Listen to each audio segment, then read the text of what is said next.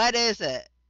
And I asked Chat GPT. That is correct. I asked my Gkins on a first initial basis. And I asked Chat GPT to help me with how to connect my voice. We went through everything. And then finally he said, Rosetta. We got to get Rosetta installed. And what I'm going to do is make a Google document of this conversation and send it to Blue Baker, who is incredibly helpful, and Lloyd Laffer, also incredibly helpful, and it'll be there for everyone if anyone ever has a similar problem. Thank you, Loud Laugher. Thank you, Pet Love. Couldn't have done it without you. Well, it's good to hear that you got your voice. All right. Because so I'm going to see if I can... Hi, Pooky. Right, exactly. Exactamente. Okay, yeah. so I'm just going to... I was ready to sub for you, so... yeah. Well, read your notes anyways. Definitely not replace you. I can't do that. It's always something. It's always something. So I just want to make sure that my slide presentation works. Okay. Your sound is working lovely.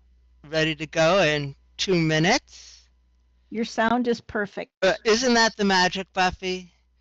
Right? No one is supposed to know. But I told y'all, just because I was blown away that ChatGPT did it. ChatGPT is amazing. It is. Totally amazing. I've used it for several things. Okay, well, I'll go to the back and host us from the back, and I'll leave you up here with your lovely presentations. Yep, 'tis true. 'Tis very true. So I'm just going to get this going, and I'll be ready at the top of the hour, which is in 1 minute. Everybody just take a deep breath. We're about to go live.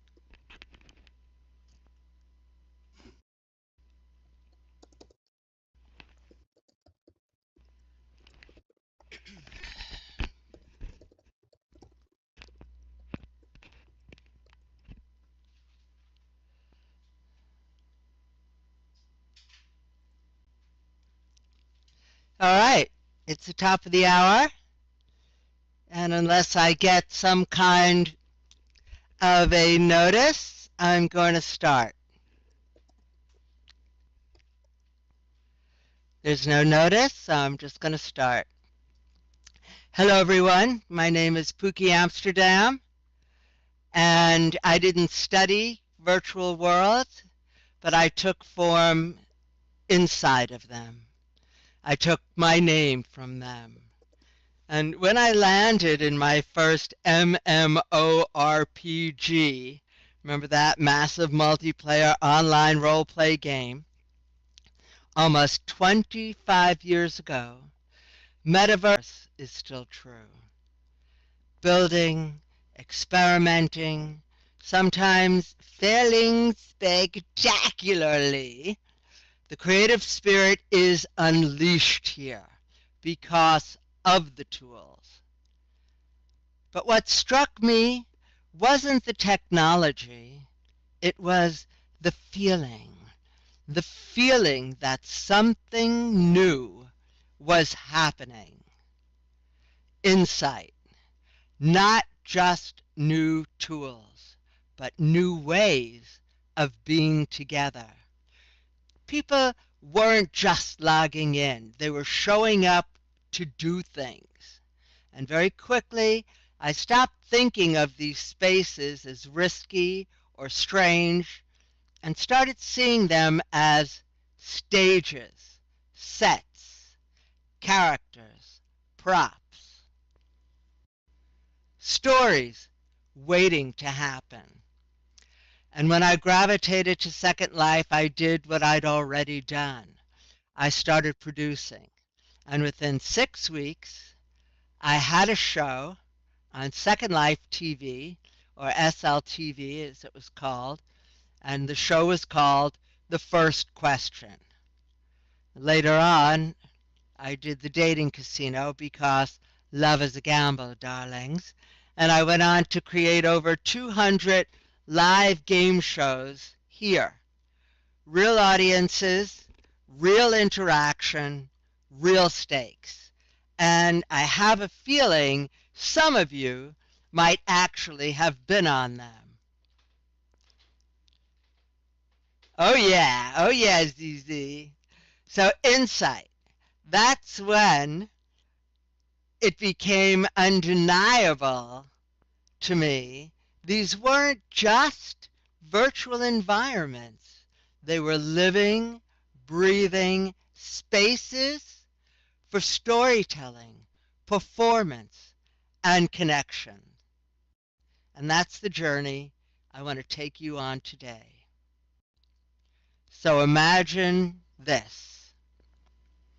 How exciting is it to log in and be able to take a stage or create one, while my avatar represents my journey and activities within my virtual world, just as my human self does on Earth.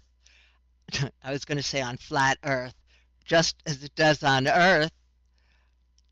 I cannot watch myself in cute cartoon form yet. Insight. Someone create the Truman Show app so I can. All right. So, I know, not flat Earth. So logging into Havo meant I started watching my own cartoon movie. My first production was Romeo and Juliet in 6 acts. Shakespeare is one thing to read, but to create excitement, keep interest, and flow, it has to move. I learned so much about the Bard by reformatting his plays and editing his scripts for production. Insight. Reenacting dialogue virtually means you must read it. It lands more deeply, which makes it really a great teaching tool. Something that happened early on is a jealous actor made 2 different alts because he didn't get the part of Romeo. One was a lemon, one was a lime. He had the password details to the stage, upon which he stormed, preventing the rest of the scene from going on while he danced his little lemon and lime dance. All of that over in a second because of this. So future staging meant considerations for blocking wasn't only on stage, but also audience management. I was directing people and audiences and learning to love, or at least live, with the chaos. Fascinated by the trading empires and culture, one night a version of Dickens' classic, The Crimbo Carol, presented itself in a very selfish trader who never leaves his room. It led to a rewrite of, of it. The early virtual worlds found a place where staging Shakespeare and Dickens was a fun thing to do. People were lined up to get a seat at a weekly poetry slam with people from all over the world. And I'll never forget, someone heard Tiger, Tiger by Blake for the first time. The virtual world is a hub, but it's also your most local destination, right? Proximity, proximity, proximity. It's right there. It's a place to find others, a place to find culture, amongst other things. And whether you or not you go to the theater in real life, it can come to you. And whether or not we are actors or actresses in real life, although all women are actresses, darling, as avatars, we participate in animated activities as we view ourselves and others. So once I started producing these live shows, something interesting happened. I needed people, panelists, contestants, personalities, live online virtual entertainment where people showed up and participated in the program right along with the show. And in virtual worlds, finding people doesn't happen the way it does in real life. You don't put up a flyer. There's no avatar Craigslist. You explore. You move through the events, the builds, the sims. You meet people. You take your best friend, like Pet Love Pet Shop, and you go to dances and ask strangers if they're lonely and busy on Sunday night. You find a lot of people, and then, of course, you have to block others. But it works. It works. So meeting people, I discover what they're already creating. And that's how I found filmmakers. Not filmmakers in the traditional sense, but creators using virtual worlds as cameras. And one of them, Russell Boyd, was working inside a flight simulator, building cinematic sequences, framing shots, building cinematic scenes, framing them, moving through space, telling stories. And I remember thinking, hey, wait a minute. We're not just performing in these worlds. We can film fiction in them too, and even nonfiction. Uh, so insight, the world itself could become a production studio. That moment shifted everything for me, because now it wasn't just live performance, it was narrative. And it was creating video in a 360-degree animated world at a fraction of the cost.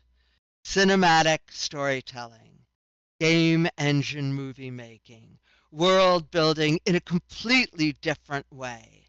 And that's when Pooky Media started to expand from live shows into films, eventually web series, public service announcements. And what I realized was these virtual environments weren't just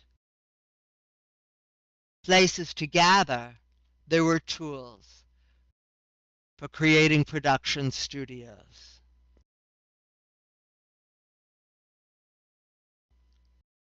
Machinima is a somewhat simple idea, but a profound one. It's filmmaking. It's filmmaking inside of virtual worlds. Instead of building sets, you enter them. Instead of casting actors, you become them. And instead of cameras in the physical world, you use the world itself as your camera, with screen capture tools, of course. And when I first encountered machinima creators, I realized something important. These weren't just users. They were directors, cinematographers, editors, storytellers. And we are didactic. We had to be. Working inside a completely new medium, we had to teach ourselves, and we did. So insight. Machinima turned virtual worlds into film studios. And suddenly, the barrier to entry changed. You didn't need a physical set. You didn't need a crew. You didn't need a budget in the traditional sense. What you needed was vision and patience. a lot of patience, mucho patience. And that changed who could create. It opened the door to people who might never have had access to traditional filmmaking tools. For me, it was these moments where everything expanded. Because now I could take everything I'd learned from performance and translate it into story, into film, into narrative worlds. And as the tool evolved, machinima didn't disappear. It became the foundation for everything we're seeing today. The world becomes its own camera and its own build. What started to happen next wasn't just personal. It was everywhere. The tools began to evolve rapidly. Virtual worlds became more detailed, more responsive, more cinematic, more mesh-like, easier to film with lower frame rates. Sophisticated real-time engines entered the picture too, like iClone and Unreal Engine. Suddenly you could build environments that looked like film, but behaved like worlds. And something subtle but important changed. Insight. We stopped just inhabiting virtual spaces and started designing experiences. The line between creator and participant began to blur because now the same person could build the world, perform in it, and film it. Entire pipelines collapsed into a single creative process. And what used to require teams could now be done by individuals. And so the question became, if this is what happens when tools evolve, what happens when thinking itself becomes part of the tool? Because then AI arrived. Not as a replacement, not as a threat, but as something unexpected. A new kind of creative presence, because up until this point, every tool we've talked about extended what we could build. But AI also extends how we think. And it doesn't just generate images or write text. It participates. It responds. It reflects. And it surprises you. And suddenly, the creative process changes again. Because now, you're not creating alone.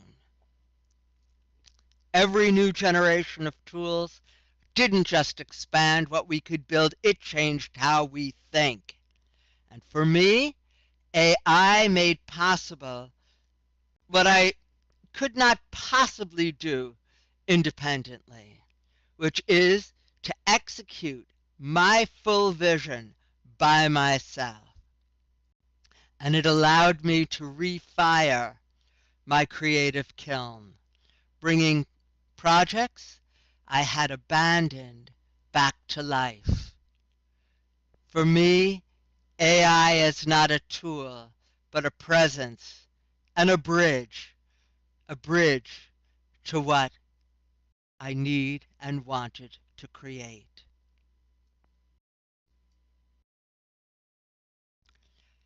It feels something like this, a flow, an exchange. I don't use AI as a tool as much as I use it as a thought muse. This image you see is a cookie I made, but the idea came from a conversation with ChatGPT, back and forth, building on each other until something new emerged. And it is this image with the lit up flow of water and ideas. For me, AI is not something that replaces creativity, but something that provokes it. A thought muse is different from a tool. A tool does what you ask. A muse surprises you. It reflects your thinking back to you, but slightly altered, expanded, reframed. And in that process, you start to see your own ideas more clearly and faster than you could do so alone. In my own creative work, I use AI to explore ideas, to test directions, to visualize worlds, and refine stories. But what's most interesting to me is not what it produces, it's what it unlocks. Insight. We are meaning-seeking creatures, and AI helps us explore meaning faster. It is not to replace imagination, but to extend it, to sit beside it, to challenge it, to challenge what we think. And in that, it becomes a collaborator, a mirror, a partner in discovery. So the question becomes, what does that actually look like in practice? So AI follows a kind of rhythm, not a rigid workflow, but a process of exploration. There's part one, the ideation. It starts with an idea. Sometimes it starts for me with an opening line. Something becomes clear. It gels. Sometimes it's just a feeling, but I know it's the basis of a story that's going to become a narrative, or it's a question, or it's a fragment, a possibility. And I bring that into conversation, not to get an answer, but to see what it becomes, because it is also, like these virtual worlds, a safe space. A safe space where you can say and ask whatever you want or need to. And then part two, iteration.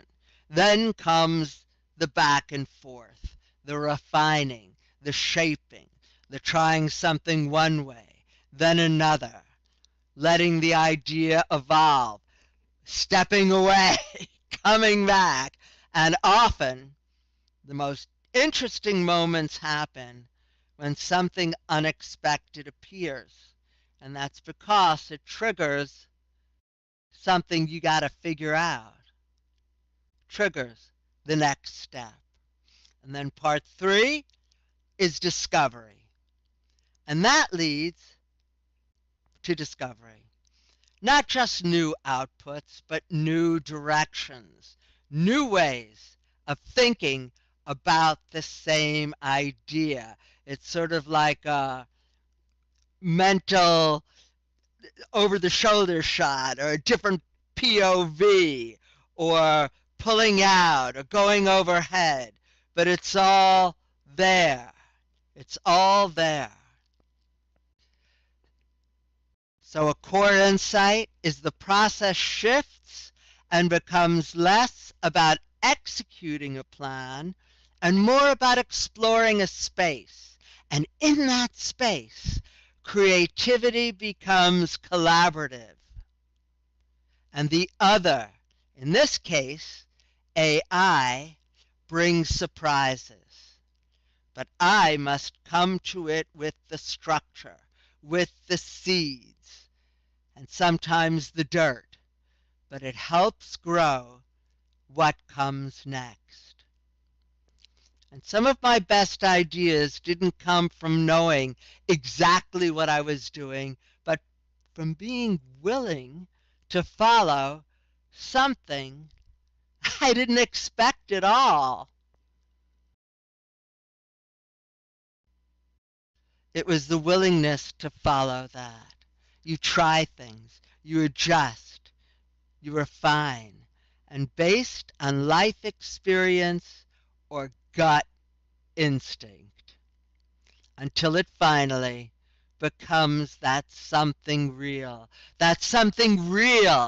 in this incredibly ephemeral way. That's magic. And that's exactly how a project like Mambo Motel began. At the center of all this technology, the tools, the evolution, is something very simple. We are meaning-seeking creatures. We don't just build things. We use them to understand ourselves and others through stories, through performance, through connection. And in virtual worlds, I saw something extraordinary. People from all over the world, different ages, different backgrounds, different lives, coming together here, together in the same space. And what we were looking for wasn't more stuff, wasn't more inventory, it was more meaning. A place to express, a place to connect, a place to be seen. And every time a new tool arrives, whether it's virtual worlds, machinima, or AI, we don't just use it. We ask, well, what does this let me express? What does this help me understand? Who can I become here? What can I learn from the safety of my room? And that's why these spaces matter. Not because they're new, but because they expand the ways we can explore meaning. And that exploration is deeply human. So I want to show you something. And this brings all of this together. A project I've been developing called Mambo Motel started with a simple question. What happens when someone enters a world where identity is fluid, status is unstable, and meaning has to be rediscovered? In Mambo Motel, a prince creates an avatar to try and find a place where no one knows who he is, a place where he can just be himself. And he enters a virtual world, but when he tries to use his title, no one believes him. His power, his wealth, his royalty, none of it translates. And for the first time, he has to figure out who he is without it. The world he enters is playful, chaotic, sometimes deceptive, but also deeply human. It's a place of performance, connection, and ultimately transformation. So everything you've heard today from me, virtual worlds, live interaction, machinima, AI as a thought muse, all of it feeds into this. It isn't just a story. It's a system, a world, a way of exploring meaning. The metaverse became not just the tools of creation, but the subject matter itself. So I'm going to put a link out. I just uploaded this. I think there's one view, it's mine. Please watch it, please like it, and please tell me what you think, because I'd love for you to step inside of it for a moment and see what happens. I'll meet you right back here after you've seen it.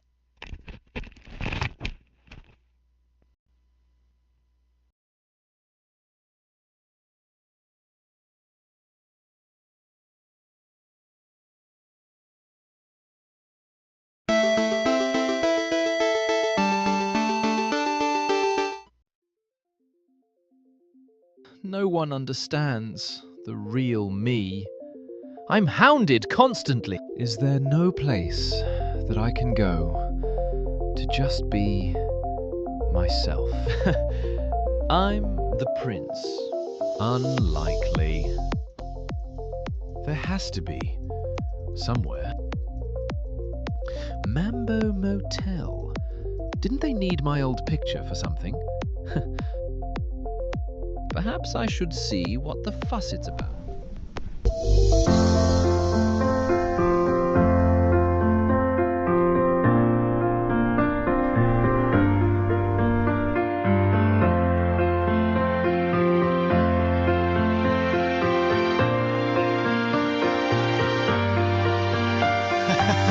Yes! Now for my avatar. Ooh, look! There's a prince one. I must have... Oh! I haven't played battleships in years. Anyone care for a round? I'll play. Perhaps you can tell me how. Sit down. You know how to sit, don't you? How long have you been in Mambo? This is my first time here. Ah, a noob. I know where. You can get some free coins. That's wonderful. I seem to need coins. What must I do?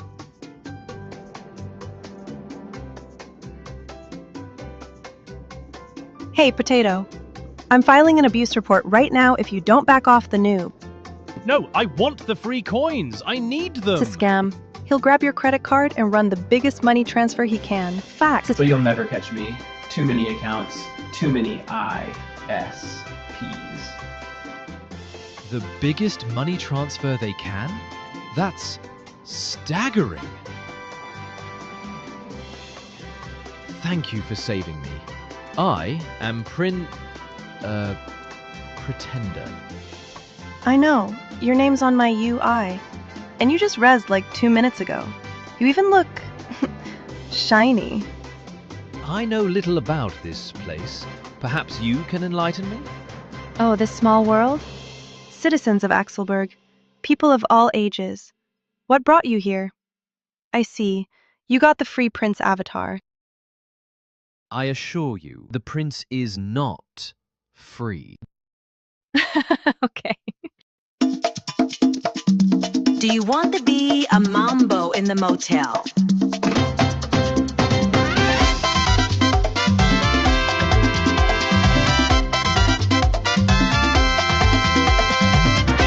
Virtually, it's true. I'm a mambo, just like you. We talk to each other every night. Our friends are those we meet online. My love, motel.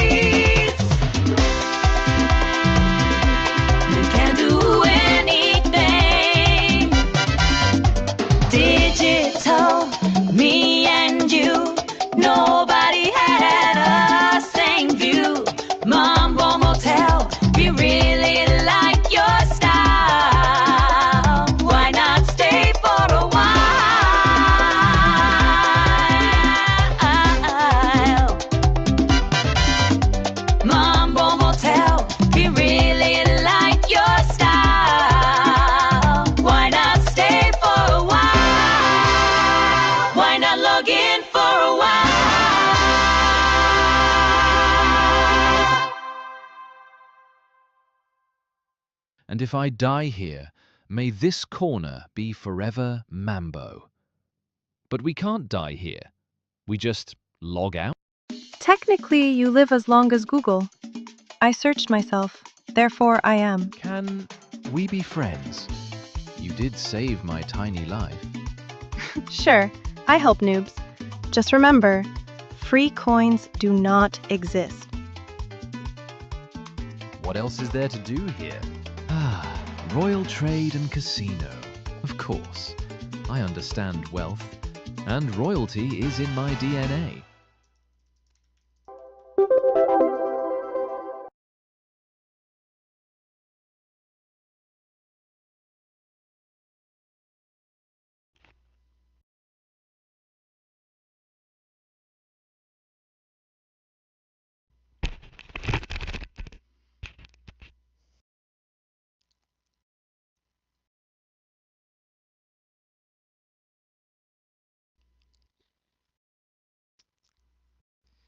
Thank you.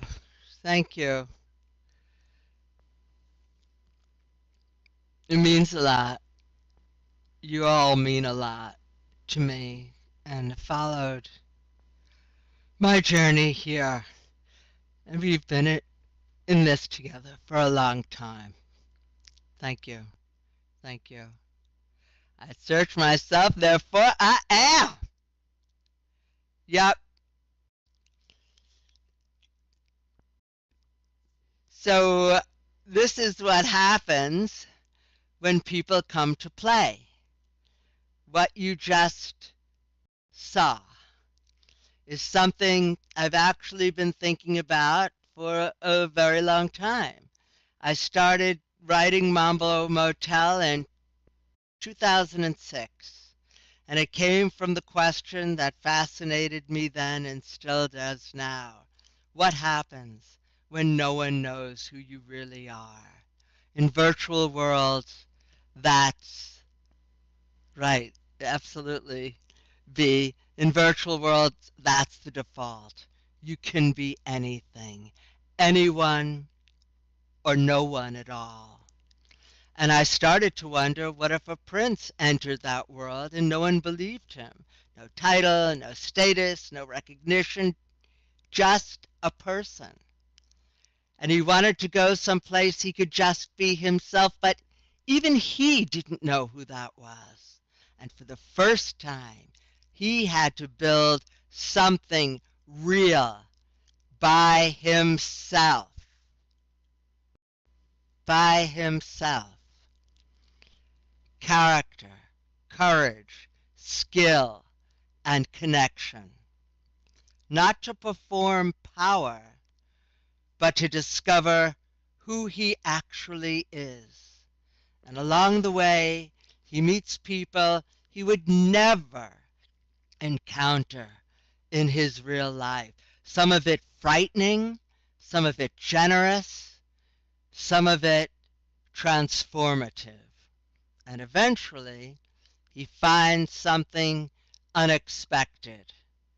He finds love, but not for who he was, not for his title or what he represented, but for who he truly is. And he realizes it's very hard to pretend to be anyone but yourself when all you have are words. Human-made origin, augmented by imagination, transformed by collaboration. None of us are whom we are without the people we've met in life, first, second, or wherever. My next steps in my creative journey are being transformed by collaboration. And to me, that's what all of this is really about. Virtual worlds, AI, storytelling, not just new ways to create, but new ways to discover who we are, what has meaning. The metaverse isn't just a platform. It's a place where we practice being human. That's right there. And inspire others to do the same. And maybe it's a place where we become who we are meant to be. Thank you. I'll now take questions. I'll answer any questions you like. And I'll take them in text. And I'll answer them in voice. Is that all right? Thank you. Thank you, everyone. Thank you, Lauren. Oh, my God. I see so many names and people, and it means a lot. You know, those. Thank you, Max. Yeah, it's not telling me what to do. It's giving me options. It's helping me connect the dots. So I saw there were a couple of questions. I'm just going to scroll back. And someone, Gwen, asked, were any of the scenes done in world? Now, I built Mambo Motel in Second Life. I built all the sets myself in Second Life. I built, there are 6 main characters, and I built the palace, I built his valet, his room, I built Moon Pie, where Moon Pie lives, and I built their virtual world outposts. I built her Poet's Corner. I built the trading casino. I built the battleships room. Actually, for that, I used the undersea world of the Da Vinci Gardens. And he has, I think, a sunken ship in there. And I took a picture and used that and augmented from there. So I actually did build all the scenes, and I was able to use those pictures for what I showed to AI. I also built it, or I worked with someone, Ben Tuttle, incredibly talented Unreal Engine and iClone maker, and he built some sets.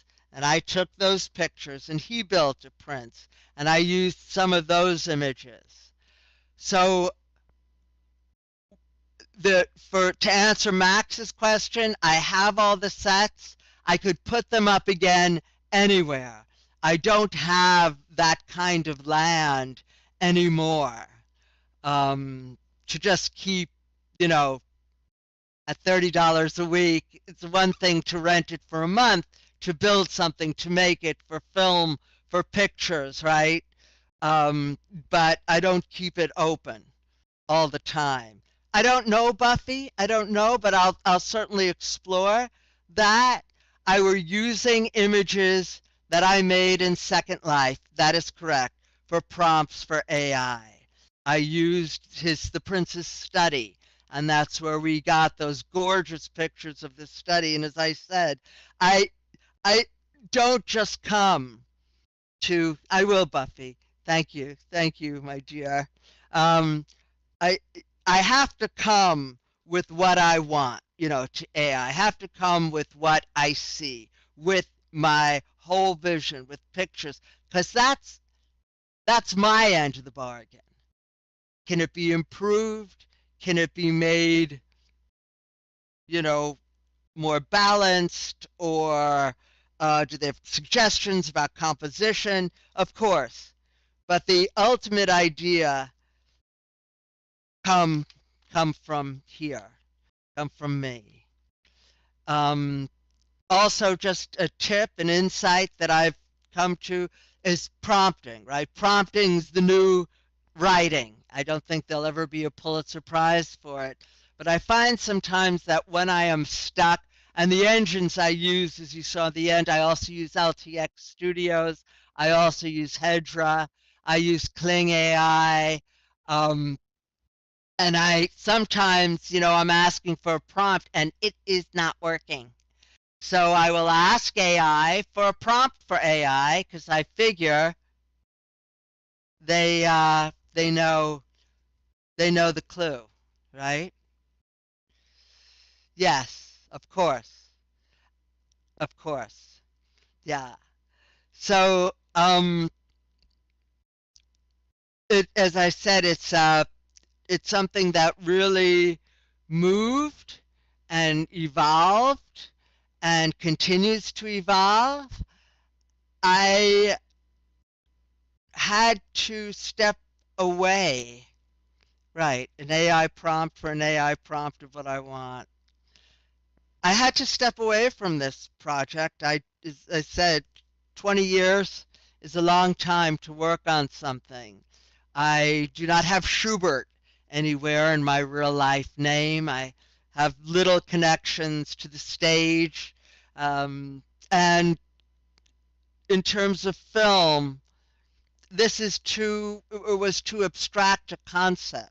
I mean, it started with an idea of the stage was going to be the virtual world, and there were going to be like LED panels on the side of the people behind the characters, right?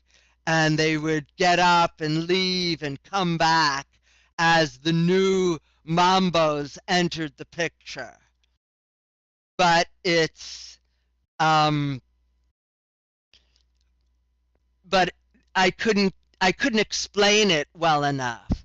I actually filmed a trailer and I turned my office in my house into a green screen studio to film like The Prince, right? To film Pretender meeting Moon Pie. And I hired actors and I costumed them from thrift stores and I filmed them against the green screen and Russell helped me. He took the pictures of the sets in Second Life and that's how we did that version. It it was good, but it wasn't good enough. And so, hitting a bit of a wall, I had to step away. And I stepped away until I realized, you know, I'm going to do this. I can do this. Yeah, I can do this. I'm going to do this. And it's been a breakthrough for me in a lot of ways. Russell or Boyd or Rob Wag Soothsayer, they handled a lot of the filming for the machinima work I did. I composed the sets, I composed the characters, I costumed them, did all that. I wrote the script, got the voiceover people, but they were the heavy lifters for the film and editing. And now I'm doing it all myself. So how long will Mambo Motel become? It's like a film or a series. I put this out for a lot of reasons. Proof of concept. What does it look like? Can I do it? One of the difficulties in building story with AI is consistency. And until, I'll say, for example, Kling has something called elements. I use those. I urge you to use those if you want continuity because they will come back and they will recreate, the pictures of the people that you need and want. Um, and the outfits, so you don't have the hallucinations. So it's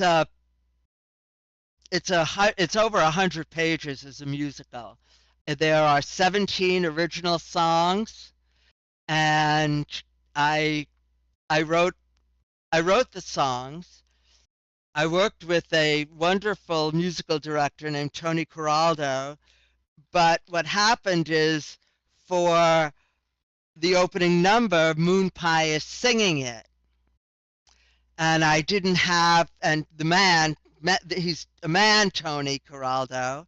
It's a musical. Yes, it is. It's Mambo Motel, the Metaverse musical.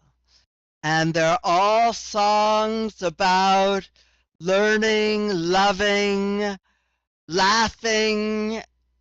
You know, there's a song called Unplug Me Now. You know, things getting a little too hot. And yes, it's Mambo Motel. I did it for the alliteration. But a lot of people call it the hotel. You know, different rooms, different environments, different places we can build. So I would like, you know, the next one is he meets the traitor. You know, a lot of themes, like from the Crimbo Carol. It was a greedy trader who never left his room, right? Because the stuff, the things, the coins, all of that was what was driving them, was what's important to them. But they have quite an interesting story, TJ Money, and he becomes a bit of a mentor, or she, it's actually a woman, or it's actually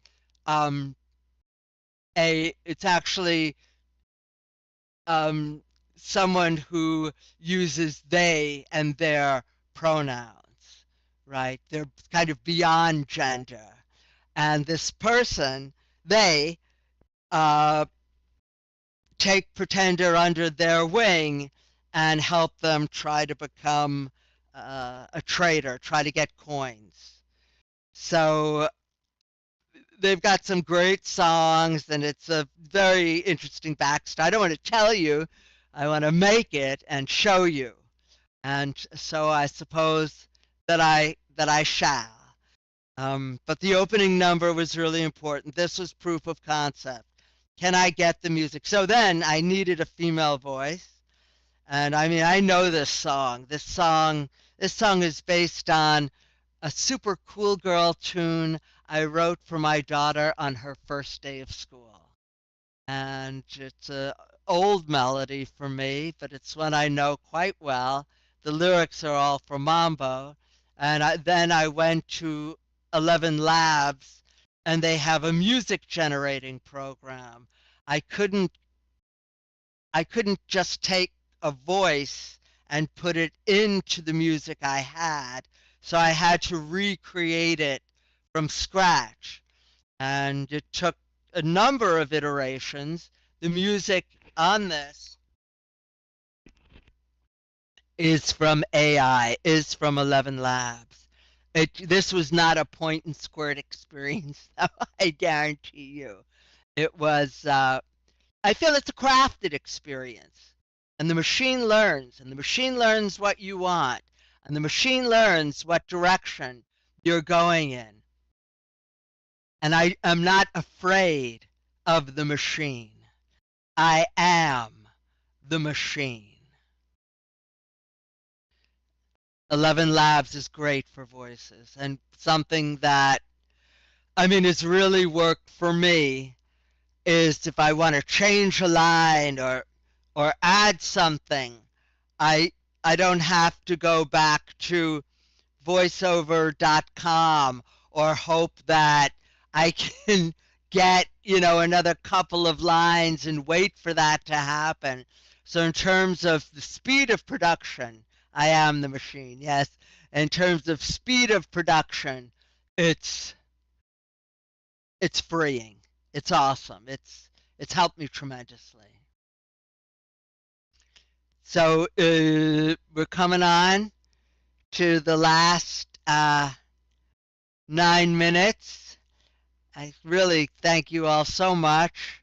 If anyone has any other questions, I'm more than happy, even about the shows or the first question or the game shows or the films or AI, whatever you want. Thank you. Thank you, Opal. It's just great to see you. It means so much. Lear, you're a goddess. Pat Lev, I couldn't do it without you. Opal, Marie, Zinnia, ZZ, Buffy, mwah.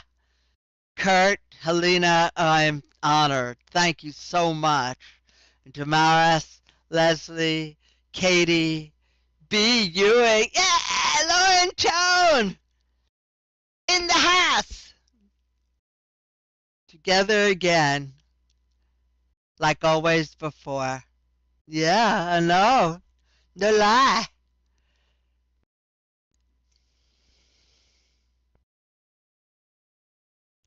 So I'll see you later at the closing ceremony. And Bevan, thank you so much. As you all know, Bevan was my mentor, and I would not be in Second Life at all if it wasn't for her caring about me, taking me under her very formidable wings, and helping me on this journey. And it's almost like, I mean, she birthed me, right? So thank you. Yay, Bev. Yay, Bev. Love you. I love you, girl. I love you right back.